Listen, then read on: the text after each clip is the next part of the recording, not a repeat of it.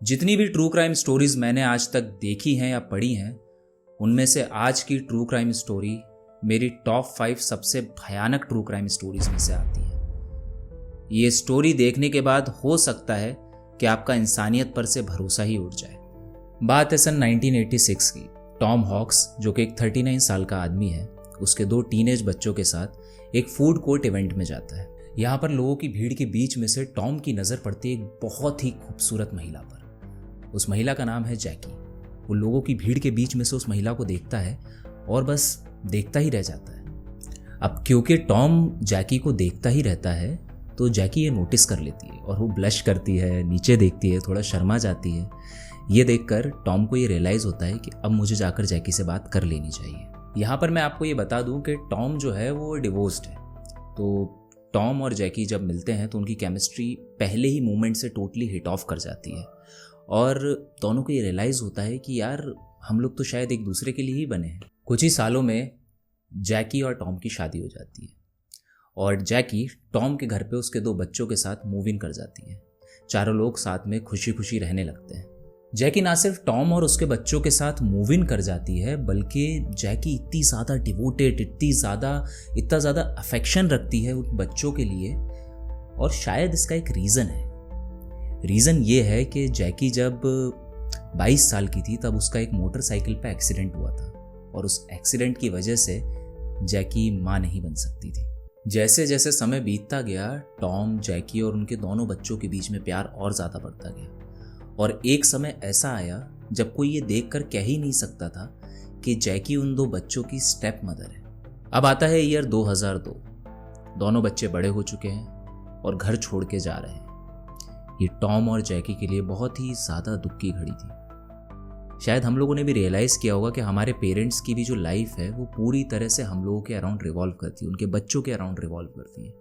और जब बच्चे बड़े हो जाते हैं, अपने अपने कामों में व्यस्त हो जाते हैं, तो पेरेंट्स बहुत ही ज़्यादा अकेलापन महसूस करते हैं। टॉम और जैकी को भी इस बात का बहुत दुख था कि उनके दोनों बच्चे अब घर छोड़ के जा रहे हैं। लेकिन उन्होंने पहले से ही इसकी प्लानिंग करके रखी थी। उन्होंने हर साल थोड़े थोड़े पैसे सेव करके इतनी सेविंग्स कर ली थी कि दोनों साथ में रिटायर हो सके और अपनी रिटायर्ड लाइफ अच्छे से जी सके। और उन्होंने ऐसा किया भी। उन्होंने अपनी सेविंग्स से एक यार्ड खरीदी। हालांकि वो हैंड्स डाउन यार्ड थी, वो लोग इतने भी अमीर नहीं थे, वो लोग मिडिल क्लास थे। तो उन्होंने एक सेकेंड हैंड यार्ड खरीदी और उसका नाम उन्होंने रखा वेल डिजर्व्ड। अगले 2 साल तक टॉम और जैकी ने उस यार्ड पे अपना पूरा समय बिताया। टॉम और जैकी ने उस यार्ड को ना केवल बाहर से बल्कि अंदर से पूरी तरह से क्लीन कर दिया। उस यार्ड में धीरे धीरे अपग्रेड्स कर दिए। एक तरह से उन्होंने उस यार्ड को अपना दूसरा घर बना दिया। और यहाँ पे मैं बताना चाहूँगा कि टॉम और जैकी अपना घर बेच चुके थे, क्योंकि यार्ड खरीदना कोई छोटा मोटा काम नहीं है। यार्ड बहुत एक्सपेंसिव होती है। तो टॉम और जैकी ने अपनी जितनी भी बिलोंगिंग्स थी, उनका जितना भी सामान था, वो सारा का सारा जो जो उनके यूज़ में आ रहा था वो सारा यार्ड पे रख लिया। बाकी सारा सामान बेच दिया और अब वो यार्ड ही उनका घर था। उस यार्ड से वो ट्रैवल करते, समुद्र में यात्राएं करते, सनसेट्स देखते, फिशिंग करते और एक तरह से एकदम परफेक्ट लाइफ जी रहे थे। उनके इस परफेक्ट रिटायरमेंट प्लान में ब्रेक लगता है साल 2004 में और हमारी कहानी की असल शुरुआत यहीं से होती है। दरअसल होता यह है कि अब टॉम और जैकी सिर्फ माँ बाप नहीं हैं, अब वो दादा दादी बनने वाले हैं। जैकी तो ये सुन के इतना ज़्यादा खुश होती है जिसकी कोई सीमा नहीं होती, क्योंकि शायद आपको याद होगा, मैंने आपको पहले बताया था कि जैकी माँ नहीं बन सकती थी। जैकी की खुशी का ठिकाना नहीं रहता। अब टॉम और जैकी ये डिसाइड करते हैं कि हालांकि उनका रिटायरमेंट प्लान बिल्कुल परफेक्ट जा रहा था और वो अपनी लाइफ बहुत अच्छे से एंजॉय कर रहे थे, लेकिन अब वो ये डिसीजन लेते हैं कि हमको हमारी यार्ड बेच देनी चाहिए और एक घर ले लेना चाहिए हमारे बेटे और हमारे होने वाले पोते के साथ, जिससे हम और ज़्यादा टाइम स्पेंड कर सकें। तो वो यार्ड को बेचने के लिए ऐड एक न्यूज़पेपर में डालते हैं और बहुत ही जल्द उनको एक रिस्पॉन्स भी मिल जाता है। एक यंग कपल उस यार्ड को खरीदने में इंटरेस्टेड है। अच्छा, टॉम और जैकी ने वो यार्ड का जो प्राइस है वो थोड़ा सा ज़्यादा ही डाला था। उन्होंने उस यार्ड का प्राइस $500,000 डाला था और इतनी जल्दी बायर मिलना थोड़ा सा सरप्राइजिंग था। बट टॉम और जैकी के लिए तो ये अच्छी बात थी, तो उन्होंने इस चीज़ पे इतना ध्यान नहीं दिया। उन्होंने अपने बच्चों को फ़ोन किया और उनको बताया कि हमारी यार्ड की जो सेल है वो फाइनलाइज होने ही वाली है, 2 दिन में हम क्लाइंट से मिलने वाले हैं और हम हमारी यार्ड बेच के तुम्हारे घर के पास एक घर लेने का प्लान कर रहे हैं।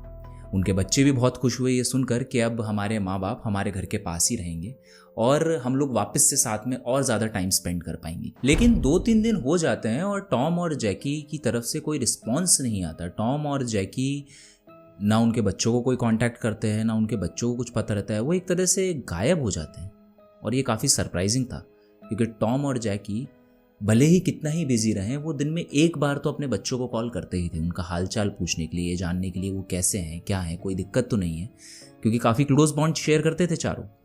तो ये बात जब टॉम के भाई को पता चलती है, और टॉम का भाई यहाँ पे मैं आपको बता देना चाहता हूँ एक रिटायर्ड पुलिस चीफ है, तो उसको ये बात थोड़ी सी खटकती है।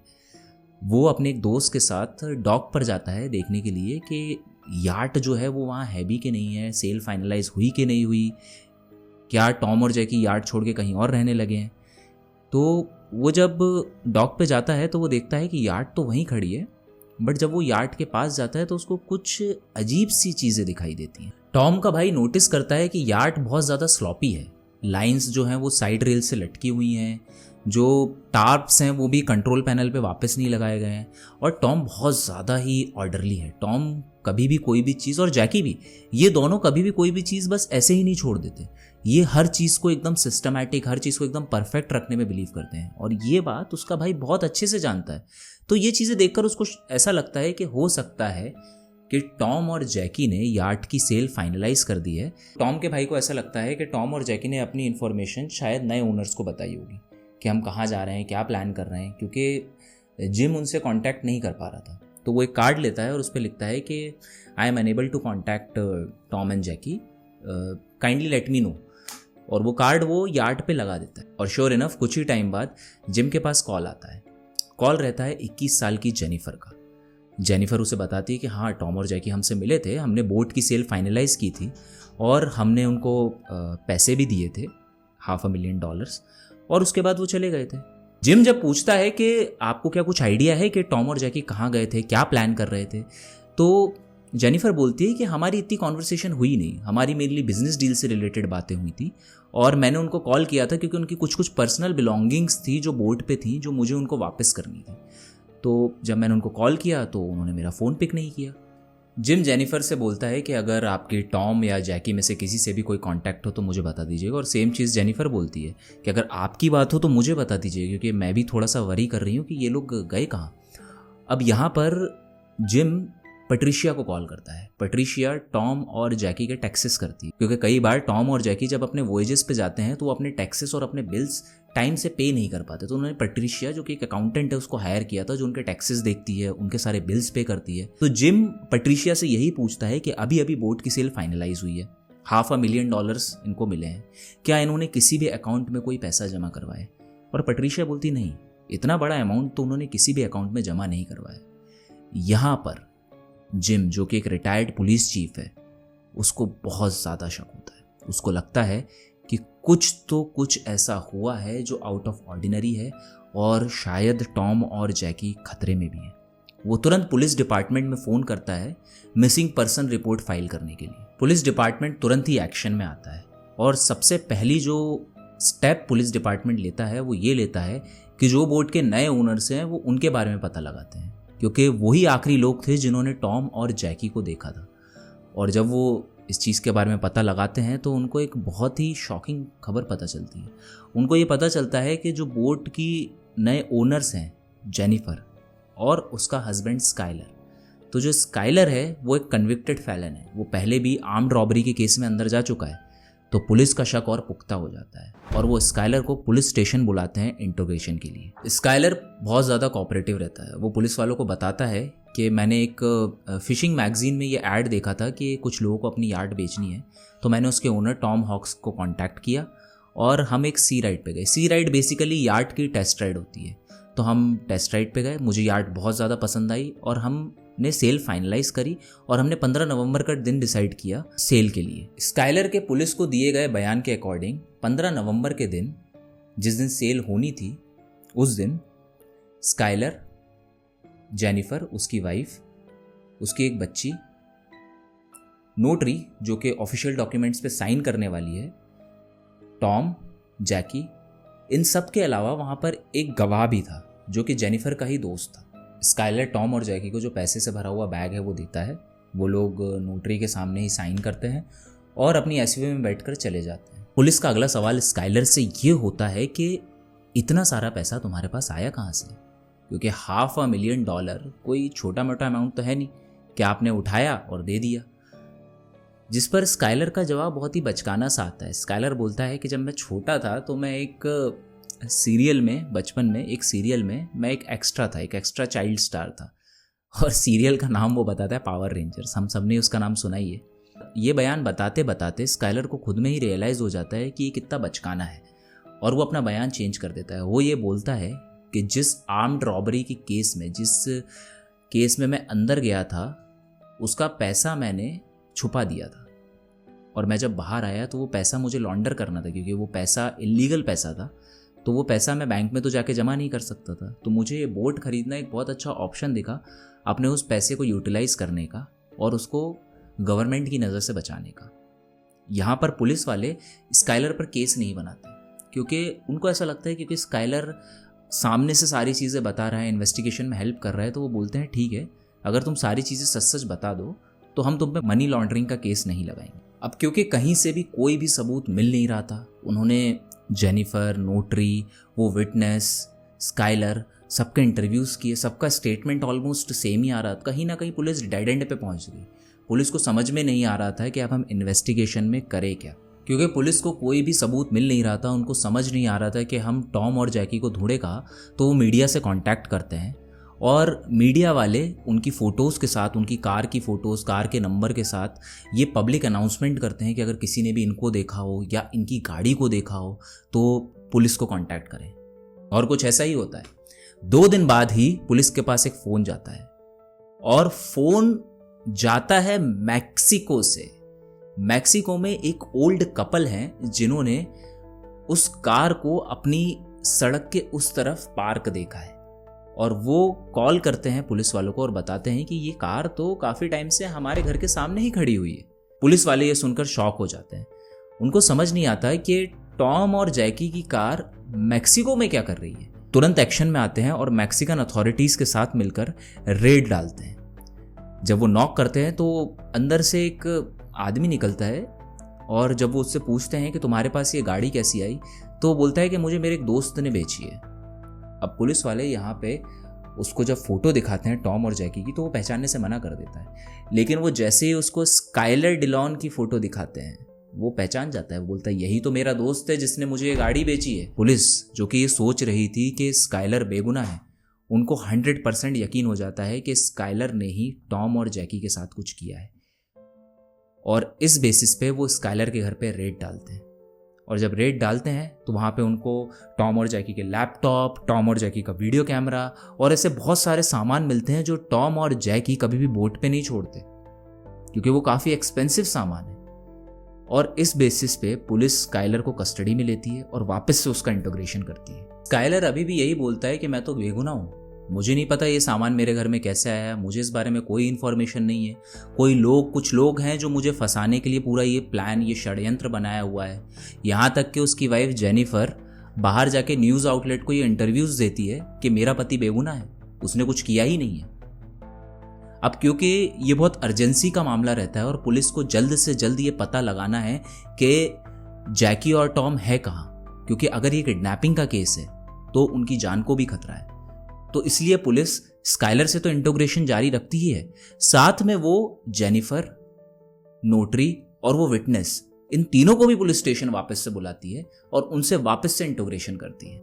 पुलिस अब जब वापस से इंटीग्रेशन करती है तो इंटीग्रेशन बहुत ज़्यादा इंटेंस होता है, पूछताछ जो होती है वो और ज़्यादा इंटेंस होती है। यहाँ पर आती है बारी नोटरी की। नोटरी की गई थी एक महिला कैथलीन के द्वारा। कैथलीन एक गवर्नमेंट एम्प्लॉय है, उसका रिकॉर्ड एकदम पाक साफ है, तो जाहिर है कि उस पर पुलिस का शक नहीं जाएगा। लेकिन जब उससे वापस से इंटीग्रेशन किया जाता है और बहुत ज़्यादा तीखे सवाल पूछे जाते हैं तो कैथलीन उनके भार के अंदर टूट जाती है। कैथलीन ये बताती है कि वो कभी टॉम और जैकी से मिली ही नहीं। ये बात सुनकर पुलिस डिपार्टमेंट सकते में आ जाता है। वो कैथलीन से पूछते हैं कि जब तुम टॉम और जैकी से मिले ही नहीं तो बोट की सेल कैसे फाइनलाइज हुई, उनके सिग्नेचर्स कहाँ से आए। वो पुलिस वालों को बताती है कि मैंने बैक डेट में जाकर वो डॉक्यूमेंट्स बनाए हैं। ये डॉक्यूमेंट्स बनाने के लिए मुझे स्काइलर डे लियोन से पैसे मिले थे। अब क्योंकि कैथलीन को पता ही नहीं है कि टॉम और जैकी कहाँ पर है, तो पुलिस का अगला टारगेट होता है वो विटनेस, वो गवाह जो उस दिन साइन पर था, जिसने ये बयान दिया था कि मैं वहाँ पे प्रेजेंट था। मैंने अपनी आंखों से देखा कि टॉम ने नोटों से भरा बैग लिया, वो अपनी कार में बैठा और चला गया। जब पुलिस उसको ग्रिल करती है और उससे वापस से क्वेश्चन पूछती है और उसको ये बताती है कि देखो हमें तो सब सच पता चल चुका है, हमें कैथलीन ने बता दिया है कि डॉक्यूमेंट्स बैक डेट में जाकर साइन हुए, तो तुम अगर हमें बिल्कुल सब कुछ एकदम सच सच बता दो तो तुम्हारी सज़ा हम कम करवा देंगे। ये बात सुनते ही उस गवाह यानी अलोंजो मेशन के पसीने छूट जाते हैं, उसके चेहरे की हवाइयाँ उड़ जाती हैं और वो पुलिस को सब कुछ सच बताने को तैयार हो जाता है। वो पुलिस को बताता है कि मेरी मुलाकात स्काइलर से जेल में हुई थी। नहीं, इसका मतलब ये नहीं है कि अलोंजो कोई कन्विक्ट था या अलोंजो किसी क्राइम के सिलसिले में जेल में गया था।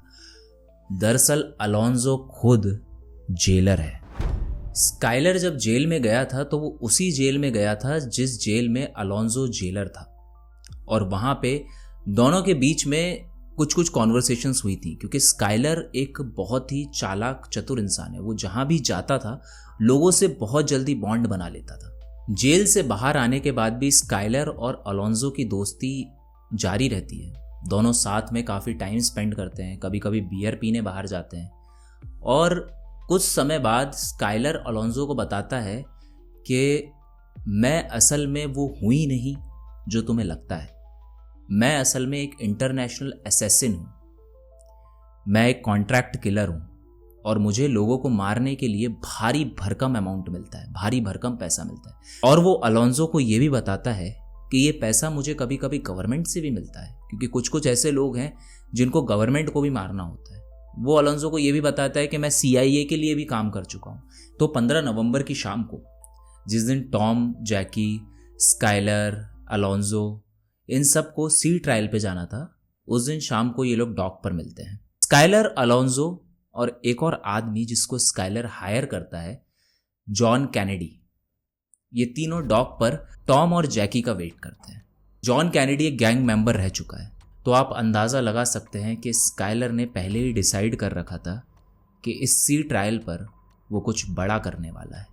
मैं आपको बता दूं कि इससे पहले टॉम की स्काइलर से बात सिर्फ फ़ोन पर हुई थी, और जब वो उसको सामने से देखता है तो उसको स्काइलर, अलोंजो और ख़ास करके वो तीसरा आदमी जो उनके साथ आया था, जॉन कैनेडी, ये कुछ गड़बड़ लोग लगते हैं। जैसे ही स्काइलर टॉम से बोलता है कि चलो हम सी ट्रायल पे चलते हैं, टॉम बहाने बनाने लगता है। टॉम बोलता है कि आज थोड़ा मौसम अच्छा नहीं है, आज का सी ट्रायल अपन पोस्टपोन करते हैं, कभी और सी ट्रायल करते हैं। यहाँ पर स्काइलर अपना तुरुप का इक्का फेंकता है।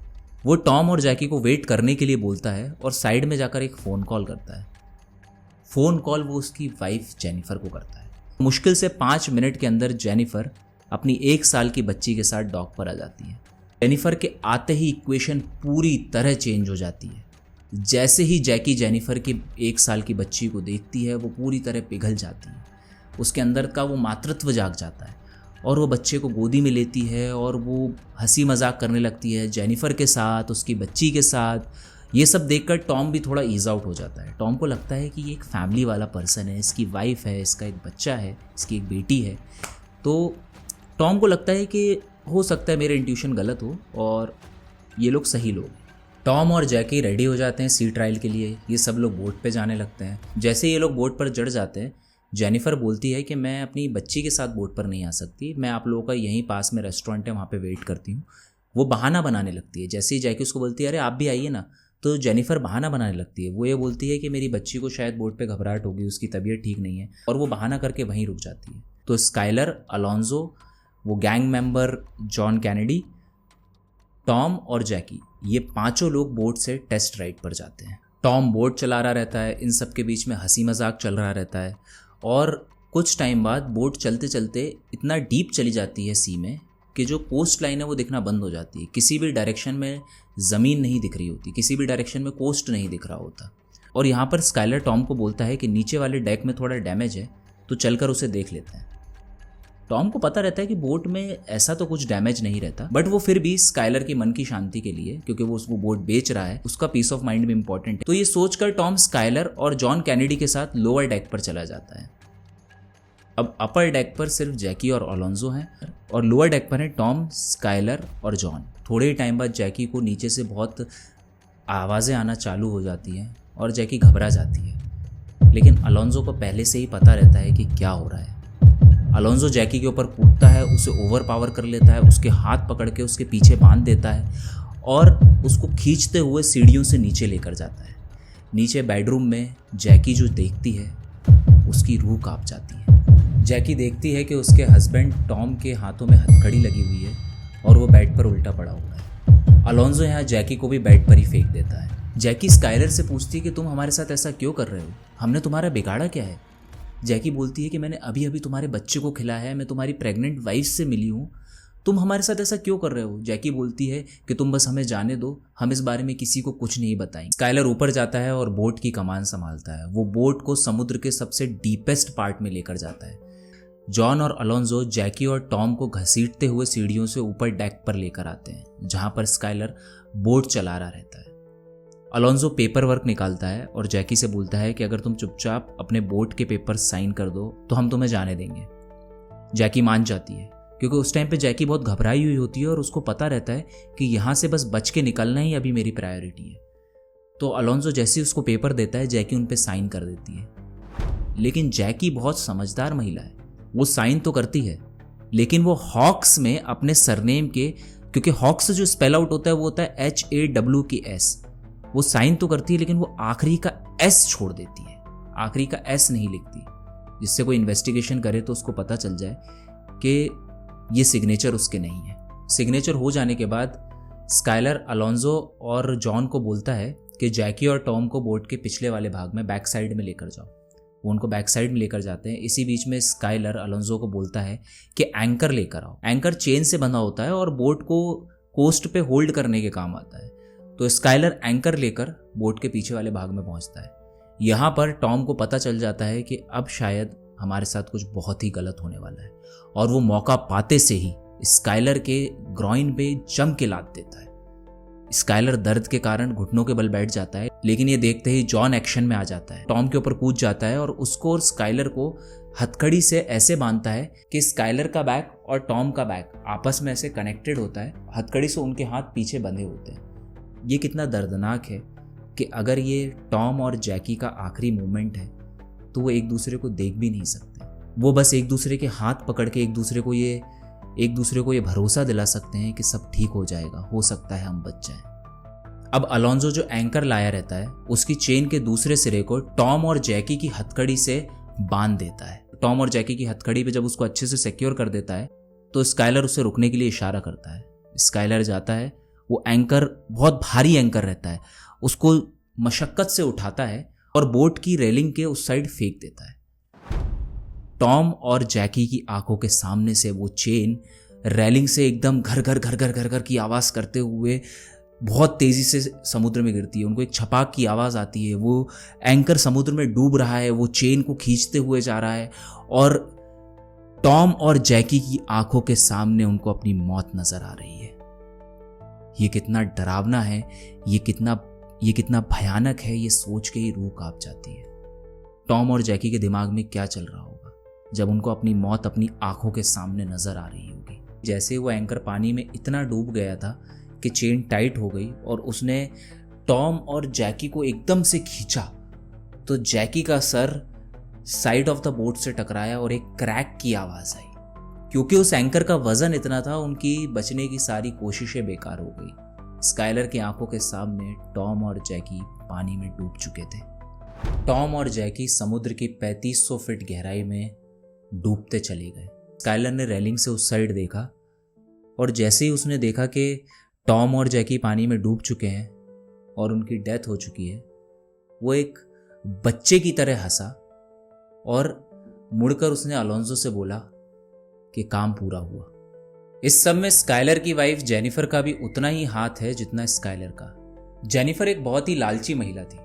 आपको याद होगा कि मैंने आपको पहले बताया था कि जब टॉम और जैकी सी राइड पर जाने के लिए थोड़ा सा हिचकिचा रहे थे, तब वो जेनिफर ही थी जिसने अपनी बच्ची को एक हथियार की तरह इस्तेमाल किया। जेनिफर अपनी 1 साल की बच्ची को लेकर ही इसलिए आई थी क्योंकि उसको पता था कि जैकी उसको देखकर पिघल जाएगी, उसको देखकर टॉम भी थोड़ा सा ईज आउट हो जाएगा और वो लोग सी राइड पर जाने के लिए रेडी हो जाएंगे। क्योंकि टॉम और जैकी जब स्काइलर और उसके 2 एक्वेंटेंसेस के साथ मिले थे तो उन्होंने सी राइड पर जाने से मना कर दिया था। तो ये सब जेनिफर की ही दिमाग की उपज थी। स्टोरी अभी खत्म नहीं हुई है, इसमें एक और डार्क पहलू है। आपको याद होगा कि पुलिस ने जब स्काइलर के घर की तलाशी ली थी तो उनको एक वीडियो कैमरा मिला था जो कि टॉम और जैकी का वीडियो कैमरा था। उसमें जो आखिरी फुटेज था वो जैकी ने रिकॉर्ड किया था। उसने रिकॉर्ड किया था कि कैसे वो थोड़ा सा सैड है क्योंकि ये उसका और टॉम का आखिरी वॉयज है सी पे। वो आगे आने वाली चीज़ों के लिए एक्साइटेड भी है क्योंकि वो दादी बनने वाली है, उसका एक पोता होने वाला है। तो इस चीज़ को लेकर जैकी कितना एक्साइटेड है, कितना खुश है कि अब उनकी लाइफ की एक नई जर्नी स्टार्ट होने वाली है। वो बोट को दिखाती है, वो बोट के अलग अलग एंगल्स दिखाती है, पिछले 2 सालों में ये बोट कैसे उनका घर रही है। इसके जस्ट बाद की वीडियो है जेनिफर की और उसके हस्बैंड स्काइलर की। वो थैंक्स गिविंग में अपनी 1 साल की बच्ची के साथ अपने मोमेंट्स एंजॉय कर रहे हैं। ये कितनी गिरी हुई हरकत है कि टॉम और जैकी की मेमोरीज के ऊपर वो अपनी मेमोरीज बना रहे हैं, जबकि वो ये जानते हैं कि उन्होंने टॉम और जैकी को कितने भयानक तरीके से मारा है। अलोंजो को 20 साल की सज़ा सुनाई जाती है। उसकी सज़ा और ज़्यादा होती, लेकिन क्योंकि उसने पुलिस की इन्वेस्टिगेशन में पूरी मदद की, उसने स्काइलर और जेनिफर के बारे में एक डिटेल पुलिस को बताई, सारे सबूत उसने पुलिस को प्रोवाइड करवाए, इसलिए उसको सिर्फ 20 साल की सज़ा हुई। जेनिफर को उम्र कैद की सज़ा सुनाई जाती है, जॉन कैनेडी और स्काइलर को मौत की सज़ा सुनाई जाती है। तो आज की स्टोरी में इतना ही। अगर आपको वीडियो अच्छा लगा हो तो सब्सक्राइब बटन को दबाना ना भूलें और बेल आइकन ज़रूर प्रेस करें।